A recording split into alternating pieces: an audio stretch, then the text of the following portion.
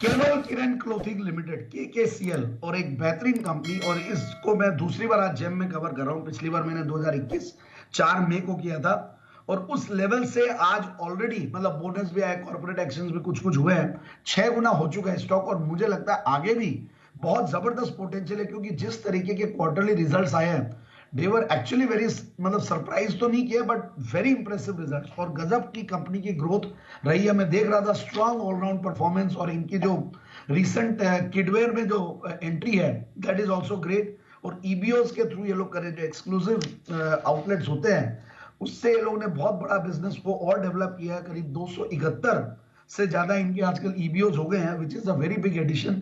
और 22 करीब इन्होंने एक क्वार्टर में ऐड किया है। और अब मतलब इनोवेशंस में देखिए आप, एक तरफ तो किड्स वेयर भी आ गया, दूसरी तरफ ईबीओस भी बढ़ रहे हैं, तो ये सारी चीजें और आगे भी आने वाले दिनों में और अच्छा करेंगे। और इबिटा मार्जिन्स में भी अच्छी ग्रोथ आ रही है।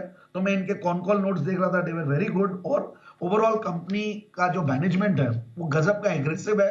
कंपनी के मैनेजमेंट की जो क्वालिटी की अगर मैं बात करूं, तो देखिए debts negligible, operating profits margins बढ़ते हैं, so that is again very good. और इस तरीके का परफॉर्मेंस ऑलराउंड देना बहुत बढ़िया लगा मुझे।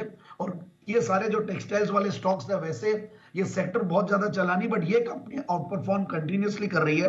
तो देखिए 27% की रिटर्न ऑन कैपिटल एम्प्लॉयड, 22% की रिटर्न ऑन इक्विटी, प्रॉफिट की कैगर 15-16% के लगभग, सेल्स की कैगर पिछले 3 साल की 14% के लगभग, सो दैट इज इंप्रेसिव। और अगेन जो मैं बाकी चीजें देख रहा था, नेट प्रॉफिट मार्जिन भी इनके बढ़िया है, 14-15% के लगभग की net profit margin. Operating profit margin बहुत बढ़िया बढ़ा, 22% के सामने करीब 24% के लगभग था सितंबर क्वार्टर में। और हाईएस्ट एवर क्वार्टरली प्रॉफिट्स सितंबर में दिया इन्होंने, 39 करोड़ का पैट था लास्ट सितंबर में, उसके सामने 50 करोड़ पूरे, यानी कि 100 करोड़ के ऊपर मार्च 2023 में क्रॉस किया है। तो इस बार और एक्स्ट्राऑर्डिनरी ग्रोथ आएगी। तो इस तरीके के क्वार्टरली प्रॉफिट्स कंपनी ने दिए हैं।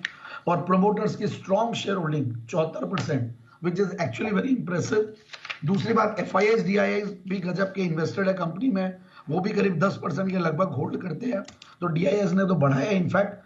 और पब्लिक शेयर होल्डिंग इनफैक्ट ठीक ठाक है, 15% के लगभग, उसमें भी कुछ रिनाउंड इन्वेस्टर्स आगे पीछे इन्वेस्टेड रहे हैं। तो आई फील कि इन लेवल्स पे स्टॉक को लिया जाए, और जो आगे की जो इनकी स्ट्रेटेजीज है, ग्रोथ की स्ट्रेटेजीज, तो मुझे लगता है कि स्टॉक और भी अच्छा करेगा। तो मेरे हिसाब से 930-950 का टारगेट लगा के स्टॉक को ले, 827 के हाइज दिखाए हुए हैं। 930 और 950 के टारगेट की खरीदारी करनी है, यह है राय केवल करण जैन साहब की तरफ से।